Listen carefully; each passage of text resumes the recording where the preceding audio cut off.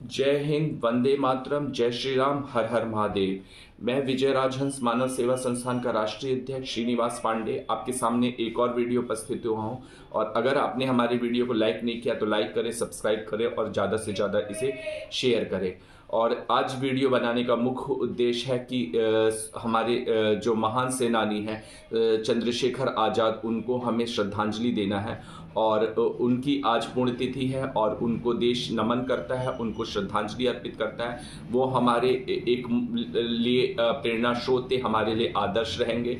और उनका नाम था चंद्रशेखर तिवारी आज़ाद, और उन्हें आज़ाद नाम मिला था उनकी योग्यता, शौर्यता, अद्भुत अदम्य साहस के लिए। और उनका जो देश के प्रति योगदान था वो अतुलनीय है, अनुकरणीय है, उसकी हम उसकी कल्पना भी नहीं कर सकते। और आज उनका 1% या 0.5% भी उनके जैसा एक नवयुग बनेगा तो ये देश हमारा धन्य हो जाएगा।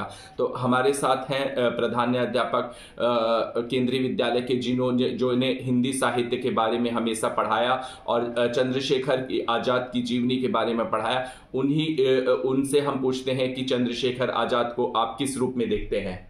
चंद्रशेखर आज़ाद को आप किस रूप में देखते हैं? एक स्वतंत्रता सेनानी के रूप में। और चंद्रशेखर आज़ाद के बारे में आप आज के नवयुवकों को क्या शिक्षा देना चाहेंगे? चंद्रशेखर आज़ाद जैसे देश के लिए मर मिटे, हमको भी देश के लिए मर मिटने के लिए हमेशा तैयार रहना चाहिए। और चंद्रशेखर आज़ाद से क्या प्रेरणा आज के नवयुवकों को लेनी चाहिए? हमको चंद्रशेखर आज़ाद का तरह है जो स्वतंत्रता सेनानी होना चाहिए और देश प्रेमी होना चाहिए और देश के लिए मर मिटने के लिए तैयार रहना चाहिए।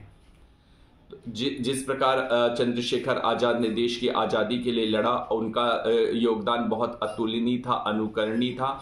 और उन्होंने छोटे से उम्र में ही, उनका जन्म मध्य प्रदेश में भाबरा जिले में हुआ था और छोटे अवस्था ही में उनकी मां की मृत्यु हो गई थी। उन्होंने उनके पिता ने तीसरी शादी की और उनकी मां उनसे बहुत स्नेह करती थी और उन्हें एक विद्वान बनाना चाहती थी, लेकिन वो भील आदिवासियों के संरक्षण में पले बड़े, तो इसीलिए उन्होंने हमेशा निशानेबाजी, कलाबाजी बचपन से ही सीखा और अपने जीवन में उसे आत्मसात कर लिया। और हिंदू एसोसिएशन सोसाइटी, उन्होंने संगठन का स्थापना की जो देश की आज़ादी के लिए धन इकट्ठा करे और देश की आज़ादी के लिए नवयुवकों को प्रेरित करे। इसी के तहत उन्होंने काकोरी रेलवे घटना को अंजाम दिया और सरकारी खजाने को लूट कर हथियार स्वतंत्रता सेनानी को अवेलेबल कराए। और सैंडर्स की हत्या में भी उनका योगदान था। और भगत सिंह के वो बहुत बड़े अनुयायी थे, भगत सिंह से बहुत प्रेरित थे। और उनका हमेशा ये कोशिश रहती थी कि देश की आज़ादी को किसी प्रकार से प्राप्त करना है। और अगर उनकी अल्प अवस्था में मृत्यु नहीं होती तो शायद हमारा देश बहुत पहले ही आज़ाद हो जाता। और उन्होंने प्रतिज्ञा खाई थी कि हम जीते जीते कभी भी ब्रिटिश सरकार के हाथ नहीं आएंगे। इसलिए जब अल्फ्रेड पार्क में 1931, यही आज ही का दिन था 27 फरवरी को, जैसे किसी देशद्रोही ने गुप्त सूचना दे दी ब्रिटिशरों को, उन्हें पूरा घेर लिया और उन्होंने बहुत ही बहादुरी से लड़ाई की। और जब देखा कि चारों तरफ से घिर गए हैं तो उन्होंने गोली अपने को मार ली और बिना सूचना के देकर उनका दाह संस्कार कर दिया। और हमने एक महान नायक को खो दिया। और आज उनको श्रद्धांजलि देते हुए हमारी आंखें नम है। हमारी पूरी संस्था की तरफ से उनको श्रद्धांजलि है और श्रद्धा सुमन अर्पित किया जाता है उनके चरणों में। उनकी योगदान और उनके कार्य को कभी भी ये देश भूलेगा नहीं और ना ही नवयुगों को भूलने देगा। आज आइए, हर एक नवयुगों में चंद्रशेखर आज़ाद विराजमान है, बस उसे निकालने की जरूरत है। जो देश के लिए सोचे, देश के लिए मरे और देश के लिए ही शहीद हो जाए, क्योंकि इस देश से बड़ा कोई जीवन में होता नहीं है। हम इस मिट्टी में पले हैं, इस मिट्टी में बड़े हैं, तो इस मिट्टी के प्रति हमारा कर्तव्य है। आज़ाद अपने लिए नहीं जीते थे, वो देश के लिए जीते थे, उन्हें अपने से नहीं था। और उनकी मां ने लास्ट टाइम में बर्तन मांज कर गुजारा किया है और वो फक्र महसूस करती थी कि हमारा बेटा देश के लिए आज़ाद हुआ है। और कहती अगर ऐसे 20 बेटे भी हमें अगर देश के लिए अर्पण करने पड़े तो नहीं। और सेना में जितने लोग भी हैं वो चंद्रशेखर आज़ाद को अपना प्रेरणा मानते हैं और उनके जज्बे को देखकर ही वो शत्रुओं के दांत खट्टे करते हैं। तो आप ये मानते हैं कि जितने भी सैनिक हैं हमारे, आज वो चंद्रशेखर आजाद को अपना प्रेरणा स्रोत मानते हैं? हाँ, मानते हैं, क्योंकि वो देश के लिए सब कुछ बलिदान किया है। तो सैनिक अपने को चंद्रशेखर आजाद को आत्मसात करते हैं और अपना एक छवि चंद्रशेखर आजाद की लेकर युद्ध मैदान में चलते हैं। क्या आप इससे सहमत हैं? पूरे सहमत। और आपने क्योंकि हिंदी लिटरेचर में चंद्रशेखर आजाद की जीवनी के बारे में बताया भी है लोगों को, तो आप कितना नवयुग उनकी जीवनी को अपने अंदर आत्मसात करते हैं? कितने जीवनी को आत्मसात करते हैं आज के नवयुग? कितने?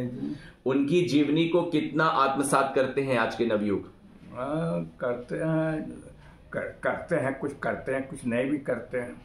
और आपको ये मानना चाहिए कि हमें चंद्रशेखर आजाद के बारे में विद्यालय में समय समय पर डॉक्यूमेंट्री फिल्म दिखानी चाहिए, क्योंकि हमें, अगर हम चंद्रशेखर आजाद के बारे में अगर समय समय पर डॉक्यूमेंट्री फिल्म दिखाएंगे और उनको वो सम्मान देंगे जिनके वो हकदार थे, तो हमारा देश उनको सच्ची श्रद्धांजलि करेगा।